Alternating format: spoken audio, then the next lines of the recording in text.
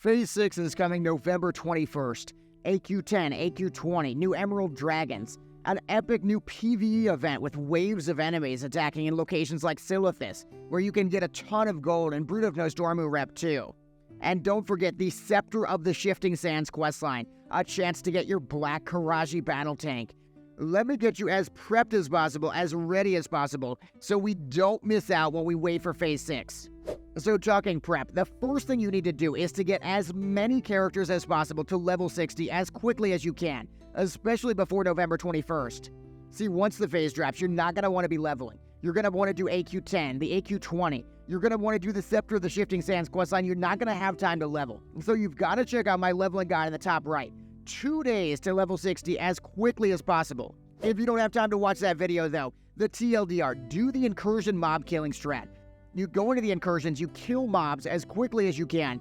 It's better XP than Rested XP. It's better XP than Guideline. This is the best way to get XP in the game.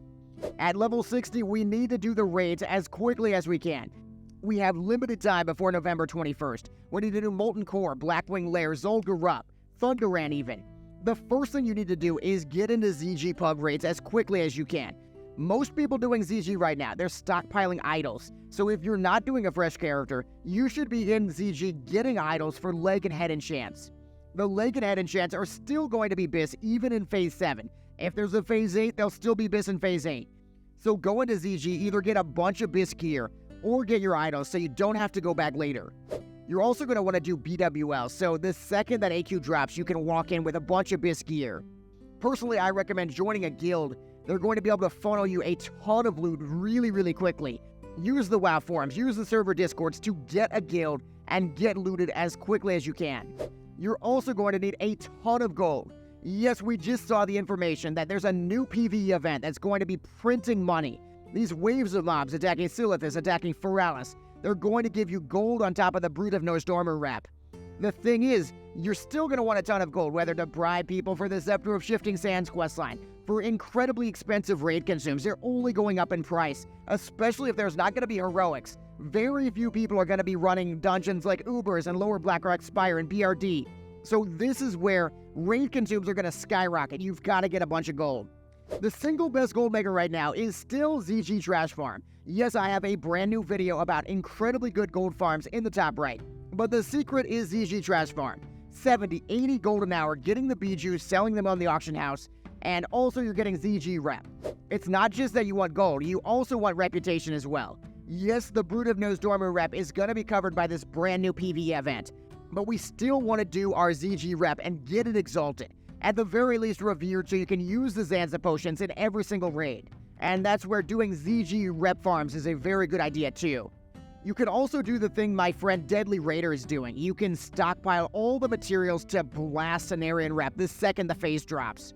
He's going to be able to dominate and get a ton of Cenarian Circle reps so fast. This is also where, heading into November 21st, you want to have a ton of ults ready. You see these Emerald Dragons, they're going to be 4 dragons in one instance. This is going to be a loot pinata for fresh characters. If you have an ult, I am begging you to get it to level 60 as quickly as possible. You are going to have so much fun in Phase 6. If you haven't decided on an ult yet, or let's say you have a bunch of characters that aren't quite maxed out, I would highly recommend a healer if you can stomach it. You see, healers are so in demand heading into Phase 6. Everybody's going to need healers for the raids, they're going to need healers for the Scepter of the Shifting Sands questline. There are so many opportunities if you're a healer and so many fewer opportunities if you're a DPS. The 2 classes I really recommend are the Priest and the Shaman. You see, Shamans, of course, are incredibly relevant. They're always going to be relevant because of the totems. But Priests, every single raid needs a Disc Priest. But the beauty of it is you can also be a Shadow Priest as well. And Shadow Priests are dominating in dueling tournaments. They're very strong. Heal your raid as Disc and get funneled to Shadow Priest gear as well. And you're getting the best of both worlds. Alternatively, they'll just make a warrior. They get the most benefit from Earthstrike. They're going to have so much fun in Phase 6. They're going to have so much fun in the ranking as well, pushing rank 14. I personally highly recommend a warrior, but I would love to hear in the comments what you think would be the best ult for Phase 6. It's not just ults for raiding though. If you're just thinking in that way, you're really overlooking gold making ults. Hunters, for example, they can farm hundreds of gold per hour. whether it's farming dire mall buffs and selling them to people for 300, 400 gold a night, whether it's Lober's Boost, boosting really any dungeon in the game, you can make so much money. Or you could make a mage, for example, and solo farm Zul'Gurub and get bijus all for yourself. It's like ZG rep farming on steroids. Another thing you can do is get politicking as quickly as you can, Game of Thrones style, whether it's gold, whether it's just moving up the social ladder in your guild. You see, the raid technically opens on November 21st, but you can begin the Scepter of the Shifting Sands questline on November 12th. This is where all your relationships, cash in all your favors, cash in all your gold to get yourself that Black Karaji battle tank. Every single person's going to want them out. If you've ever wanted a Black Karaji battle tank, I'm telling you, this is the time to do it. So another thing you can do heading into November 21st and the big launch is to actually take a break, because there are so many other things happening in the near future. For example, we have the Firelands patch on October 29th. This is a great time to finally kill Ragnaros, with his feet visible, and this might be the only chance you have, because there's going to be a couple weeks of Kata hype, and then everyone's going to go to Sod, or maybe fresh hardcore servers, fresh era servers. Another thing on top of Cataclysm is to really start planning. We need to be planned out, because this is going to be a very hectic time for Classic. There is a Warcraft Direct on November 13th. There are likely fresh era and progression servers, hardcore servers coming sometime in maybe December, for example. So you really won't have a lot of time to think about what you actually want to do. Do you want to commit to a fresh era server? Do you want to go on an epic hardcore journey? Or do you just want to play Sod Phase 6? For me, it's all about prioritization. So I want to prioritize Sod Phase 6 as much as I can. Then if a fresh era server comes out, I might temporarily drop Sod, and I'm going to blast that era server.